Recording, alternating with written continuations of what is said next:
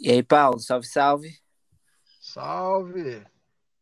Salve, salve, galera. Somos o Gana, estamos voltando aí, depois de um hiato de alguns meses, de outros projetos, mas estamos voltando forte aí. A gente vai começar hoje trocando uma ideia, tá eu e o Paulo aqui. A gente vai trocar uma ideia sobre, infelizmente, os dois é, brutais assassinatos de homens pretos que a gente teve no Rio de Janeiro, né, aqui no Brasil, e que fez nós, como homens pretos, refletirmos, né? Porque parece, para quem vê, né, eu tenho muitos amigos brancos, muitos amigos não negros, e para alguns foram duas mortes, coisas que realmente sempre acontecem, né, no Brasil. O problema é que para a gente, para quem está inserido nisso, é uma coisa um pouco mais delicada, uma coisa um pouco mais assustadora, eu diria, né? Porque poderia ser a gente, sabe? Então, as duas pessoas que faleceram foi o Durval Teófilo Filho, né? Ele foi morto por ser confundido com um bandido quando ele estava chegando em casa por um militar da Marinha. Então, ele estava chegando em casa, foi pegar a bolsa, sei lá, pegar a chave, o militar estava dentro do carro e resolveu atirar nele. Porque, né, se é um homem preto, então, para se certificar de que não vai acontecer nada, vamos dar uns tiros e depois ver quem é. Aí depois o cara viu que era morador e aí depois chamou a ambulância, mas não teve jeito. O outro é o senhor Moise Kubagamba. Ele é um congolês. A história dele, como muitos outros de imigração, né, de outros países que não tinham condições para eles sobreviverem, eles vieram buscar a vida, ele e a família, aqui no Brasil. E aí ele trabalhava num quiosque, e aí por causa de R$ 200, 200 fucking reais, ele foi espancado até a morte. E aí, cara, é muito triste, é muito comovente essas situações, porque, que nem eu falei no começo, poderiam ser a gente, né? Poderia ser você, homem preto, que tá ouvindo isso agora.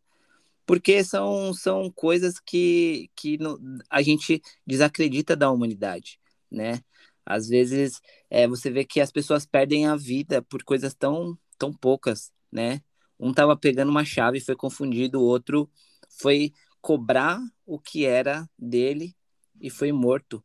Então, assim, foi uma coisa que me impactou bastante. Eu já queria ter vindo trocar uma ideia com vocês do podcast que estão ouvindo, porque homem preto, cara, homem preto e mulher preta, a gente é tratado assim no Brasil, né? Nossa carne é barata. Então, morreu, já era, acabou. As pessoas não têm uma comoção maior, né? E aí, cara, a gente parte da ideia de o Moise, vamos falar dele primeiro. Ele era um migrante, né? Ele sempre foi tratado com trabalhos é, ruins, sempre foi jogado à margem, né? Só que o engraçado é que quando você vê outros descendentes de outros lugares, como dos países europeus, você não vê as pessoas tratando eles assim, né? Então, europeu quando vem para cá, para o Brasil, é gringo. Africano quando vem para cá, para o Brasil, é só mais um neguinho, tá ligado? Então, essa diferenciação que a gente ainda faz, que a sociedade ainda faz, é muito prejudicial, porque isso impacta diretamente a vida das pessoas. No caso do Moise, acabou com a família, acabou com qualquer esperança de lugar melhor, né? O Brasil, ele se vende muito como lugar acolhedor, né? Sempre se vendeu. Mas na verdade, cara, a gente tem medo. A gente que mora aqui tem medo. Imagine quem vem de fora. Quem vem de fora e não tem uma estrutura, quem vem de fora e é negro, é, é mais um alvo, né?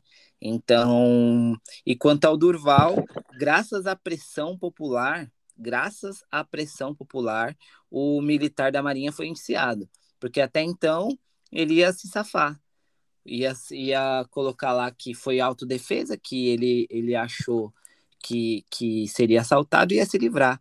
Graças à pressão popular, ele conseguiu ser indiciado. E aí agora a gente tem que aguardar como que vai ser daqui para frente, porque eu não acredito que ele vai ficar muito tempo. Mas enfim, esses dois assassinatos me chocaram muito.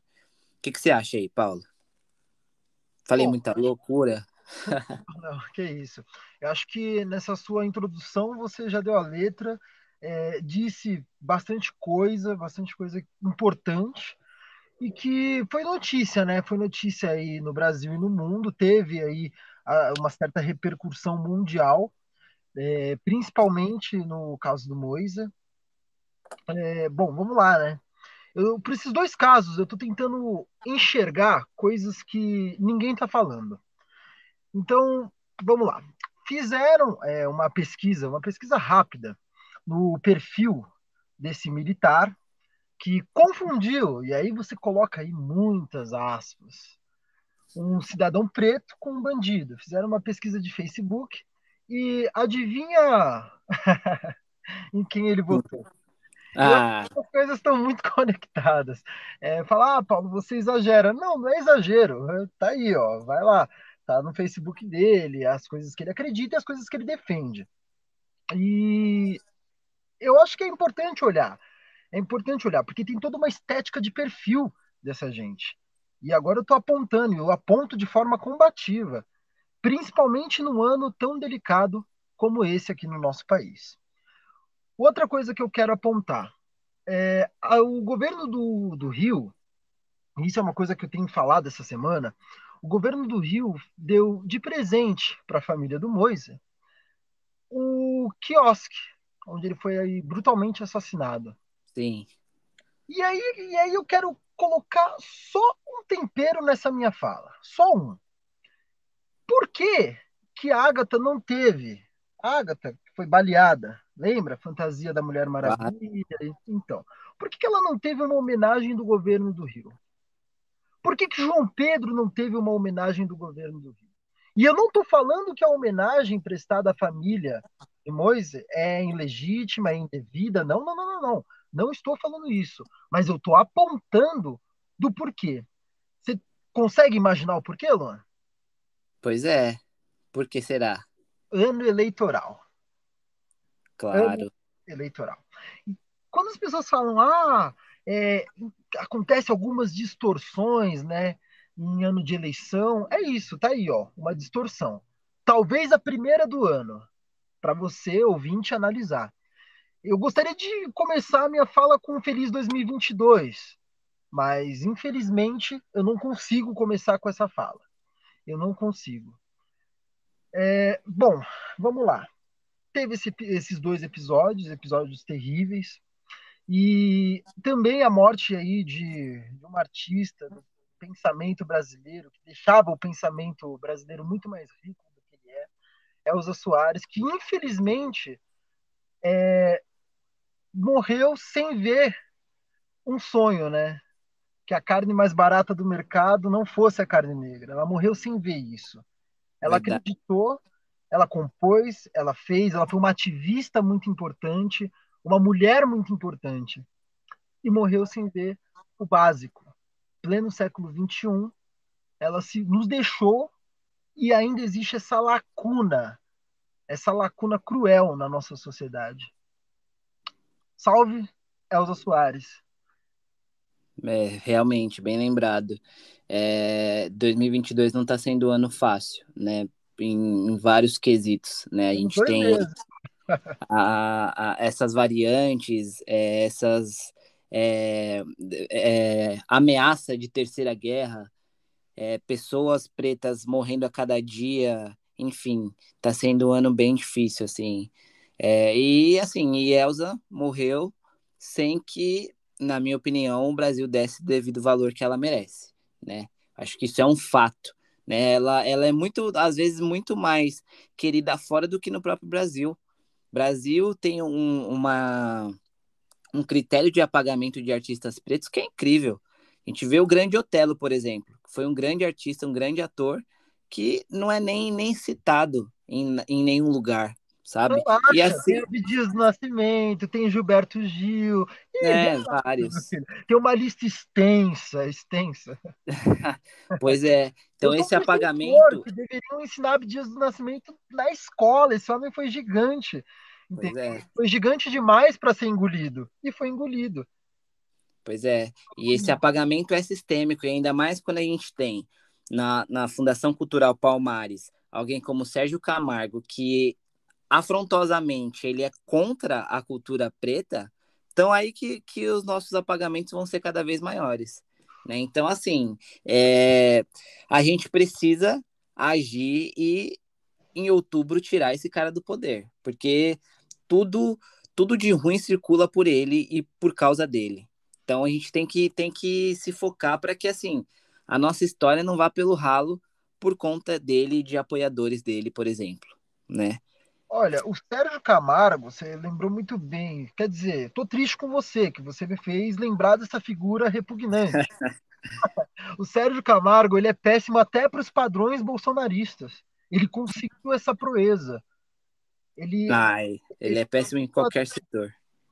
você quer vomitar, vá ao Twitter dele. É um ótimo caminho. Se você tiver com alguma coisa que você queira soltar, né? Se você quer vomitar, é só ler três tweets dele e você já vai conseguir aí ter boas ânsias, né? Vai precisar aí de bons remédios.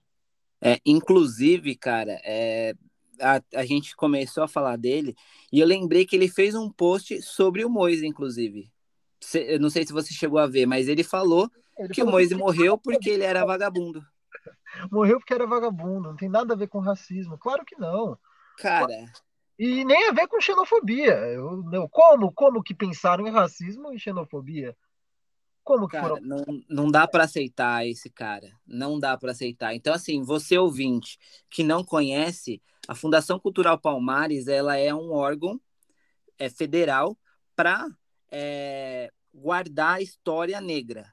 É essa a função dela. E aí o que acontece?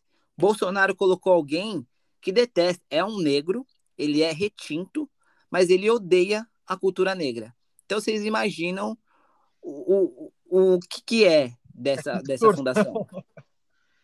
É uma distorção, cara, é uma distorção. Não, total. Depois pesquisem Sérgio Camargo. Ele é um desserviço para a humanidade.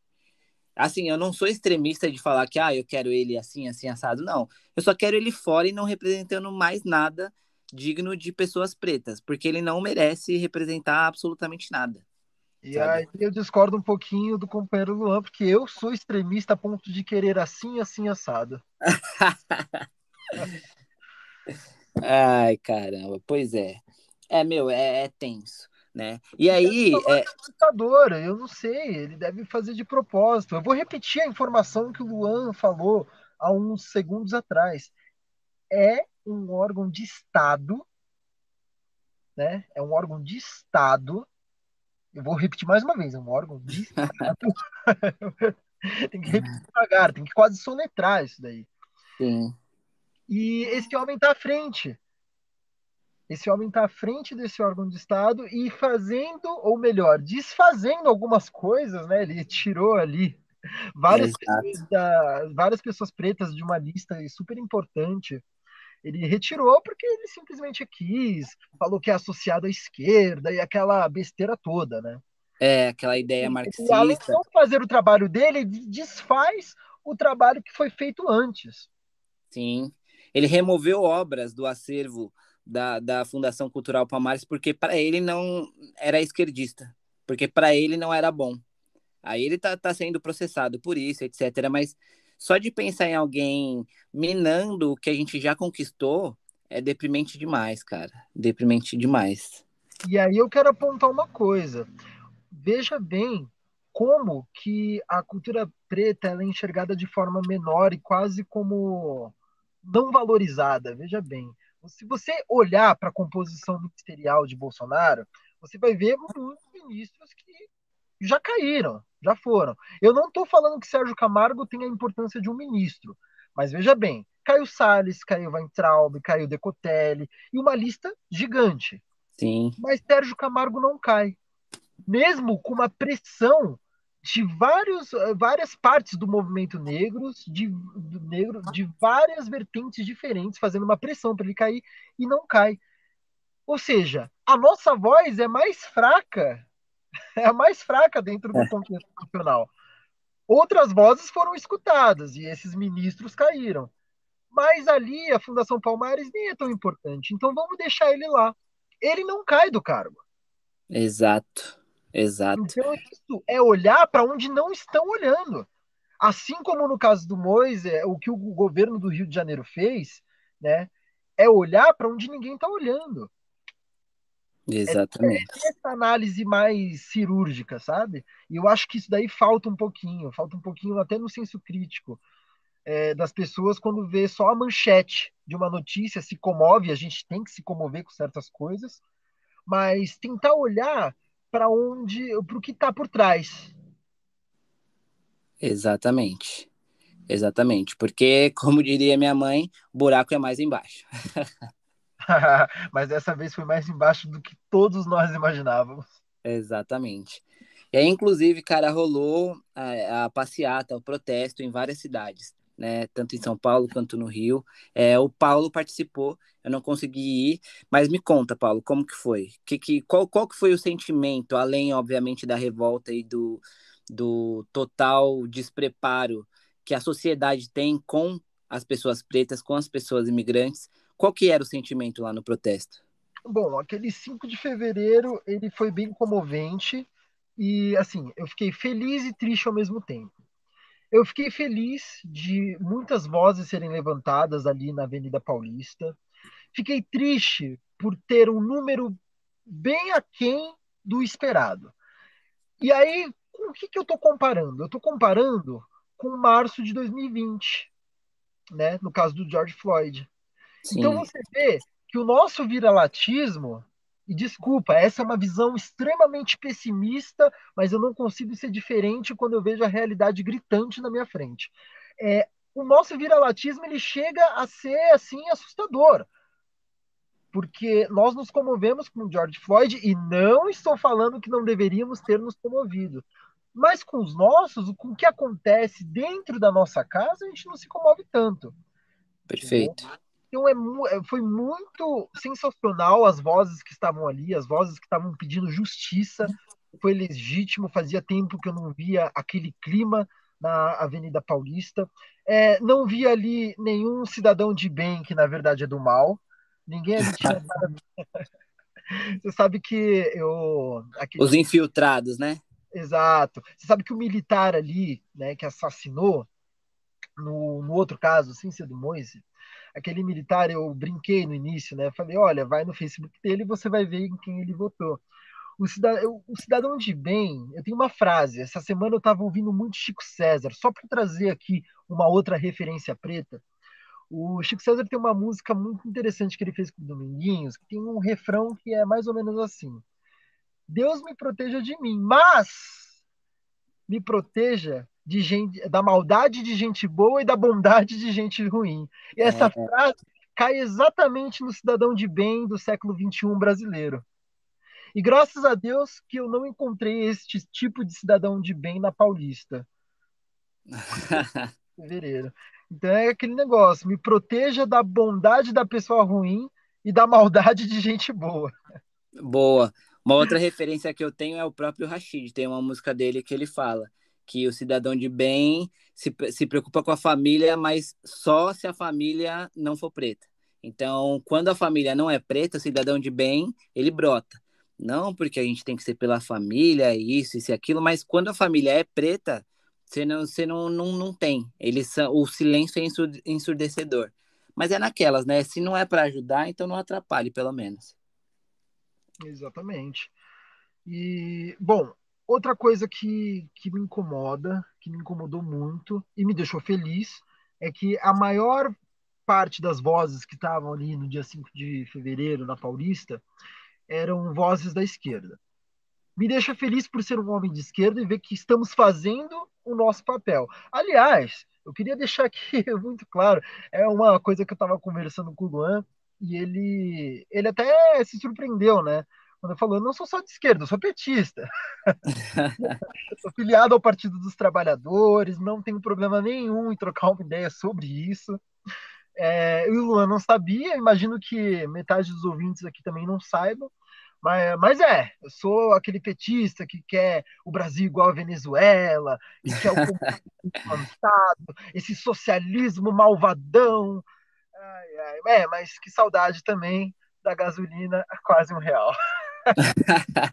Oh, Saudade. que saudade. Isso é chamar Brasil de Venezuela, então é a Venezuela que eu quero morar. Então, assim, no dia 5 de fevereiro, a maior parte das vozes eram de esquerda, né? Retomando aqui, brincadeiras à parte. Então, estamos fazendo nosso papel. Mas o que me incomoda também, e eu alertei isso algumas vezes, é que por que pauta humanitária tem que ser da esquerda? Eu gostaria de ver, eu tenho amigos da direita, não da extrema direita, essa gente é a mesma, mas eu tenho amigos da direita, que eu converso semanalmente com essas pessoas, e que não foram, sabe? Não foram Claro. na passada pedindo justiça, pedindo o fim, né? O fim do racismo. E aí eu falo de forma também combativa. Se precisar ser mais aguerrido, se precisar agir com mais energia, eu sou o tipo de pessoa que não tem medo nenhum de agir com mais energia. Porque olha só historicamente como fomos tratados e isso tem que acabar nos próximos anos. Eu sou radical o suficiente para falar que tem que acabar nos próximos anos. E sim, precisamos da ajuda de pessoas importantes, de mentes brilhantes e de braços fortes da direita. Boa. Precisamos. E por que que a direita insiste em se encolher nesses casos? Eu não vi grandes representantes, dia 5 de fevereiro, na Avenida Paulista, grandes representantes da direita. Não vi. Onde É, eles estão? O que eles estão fazendo que era mais importante? Me conta. Eu quero uma resposta. pois é. E só apimentando um pouquinho isso que você falou, de novo, voltando ao Twitter, Kim Kataguiri e Arthur Duval, o Mamãe Falei, não sabiam nem quem era o Moise. Não sabiam nem o que estava acontecendo. Então, assim, falta um pouco de empatia, saiu em todos os lugares o que aconteceu. Por que será que esse assunto não interessou eles? Eu não sei. Fica aí no ar. Pode concluir. Olha, eu conheço o Arthur Duval. Infelizmente eu conheço o Duval. Hum. E eu acho que falar, ele não sabia quem era o Moisés, ele sabia. Ele sabia. Só que ele vai falar que não. Entende? Então, Entendeu? Entendeu a minúcia? Entendeu o nível essa dessa. ideia de algumas pessoas da direita não quererem falar de pautas humanitárias para não se associarem à esquerda é uma coisa tão mesquinha, porque você deixa a sua humanidade de lado para talvez não ser associado com alguém que pensa diferente de você. Isso não faz sentido algum, sabe assim? Não faz sentido algum, cara. É muita mesquinharia isso, cara. Mas eu vou um pouco mais longe. Esse é o próprio tiro no pé da direita, porque tá vindo uma galera nova aí, com pensamentos que, por incrível que pareça mais à esquerda. E essa galera nova é preocupada, e talvez mais preocupada do que nós, Sim, sobre essas questões. E ainda bem que é assim. Então, a direita, ela tá dando um tiro no pé, entende? sim, sim. É. Cara, é incrível isso, porque assim, cada vida que se perde, infelizmente, a gente só tem o poder de entender o que aconteceu e tentar evitar que aconteça de novo, né? Então, eu acho os protestos totalmente válidos, né? Tem uma galera que fica com aquela ladainha, não, mas vocês são indecisos, uma hora fala para não ir para as ruas, outra hora fala para ir. É que existem coisas que não dá para esperar, né? A morte dessas duas pessoas não pode sair só no diário oficial, no jornal e acabou. Tem que incomodar, tem que se sentir ruim. A maioria dos pretos tem que entender que poderia ser vocês, caras. Poderia ser você entrando na sua casa, pegando a chave e levar o tiro. E a gente não pode normalizar isso de forma alguma. Então, assim, a gente precisa organizar mais protestos ainda. A gente precisa nem que seja enfiar a goela abaixo, para entender que a nossa vida vale a pena. Independente, que nem você falou, independente de ser pauta de um lado só. Não precisa ser pauta de um lado só. A gente precisa exterminar isso, a gente precisa acabar com esse racismo, a gente precisa acabar com essa violência. As famílias sofrem, as pessoas sofrem, não dá para continuar assim. Então, assim, é um apelo, né? Independente se você é de direita, você é de centro, você. Enfim, você não pode normalizar que pessoas pretas morram todos os dias a troco de nada. Isso não dá para fazer, cara. Olha, só para contextualizar aqui, hoje, nós estamos numa situação de uma guerra iminente, né? Ali na situação da Ucrânia. Então a gente tem ali, mais uma vez, a polarização, Rússia e Estados Unidos, ok. Mas trago aqui o Ailton Krenak. O Krenak, numa entrevista, né, ele fala uma coisa super interessante, né? Ele é do povo Krenak, e aí o repórter está lá entrevistando ele fala: por que você está sorrindo para mim? Nossos povos estão em guerra. Nossos povos, eu não sei por que você está sorrindo para mim. E aí eu vou, né, parafrasear aqui o Krenak. O nosso olhar para a guerra que está lá fora, sim, afeta o nosso país.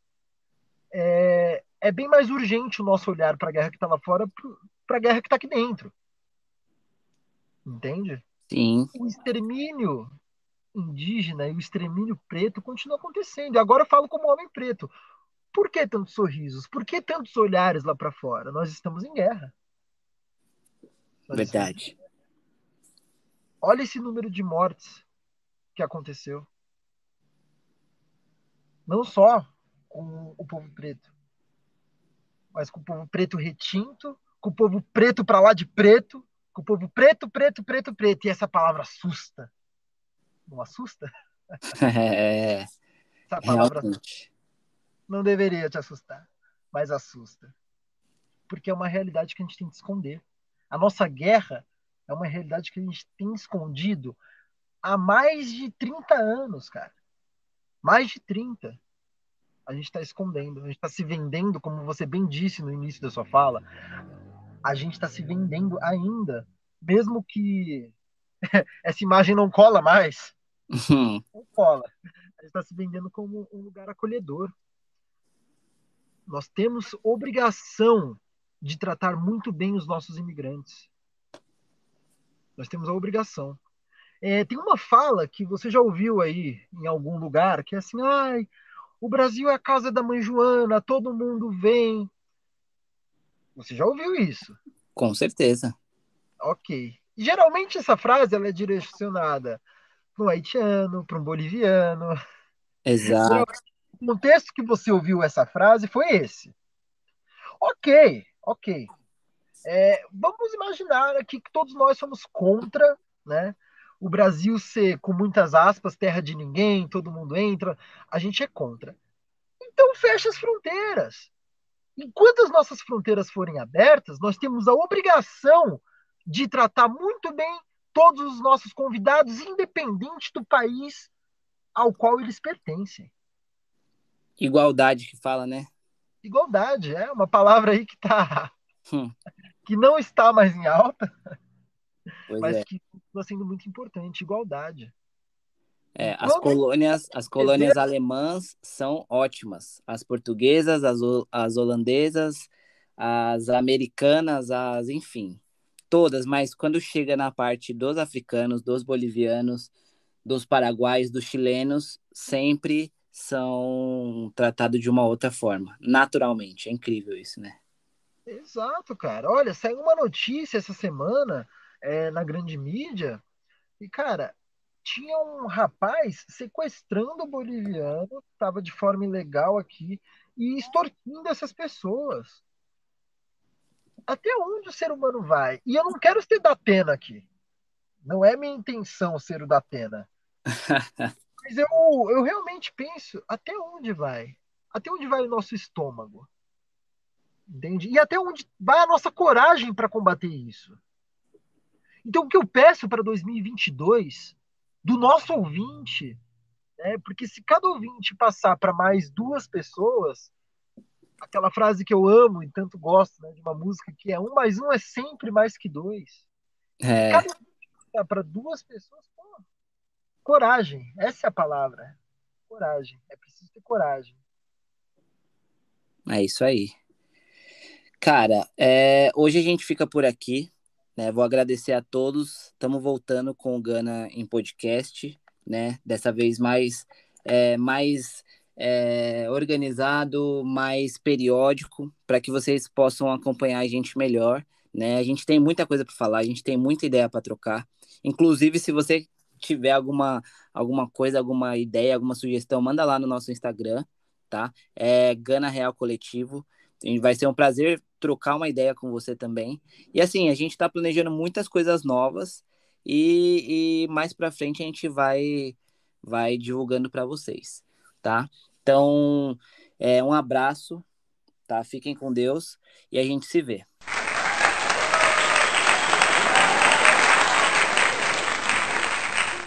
Paulo, pode dar o tchau. Obrigado aí, ouvinte, por ter acompanhado. Que 2022 seja melhor do que estejamos esperando. É isso aí. Paz. Deus me proteja de mim e da maldade de gente boa, da bondade da pessoa ruim.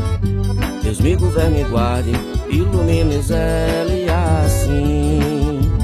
Deus me proteja de mim e da maldade de gente boa, da bondade da pessoa ruim.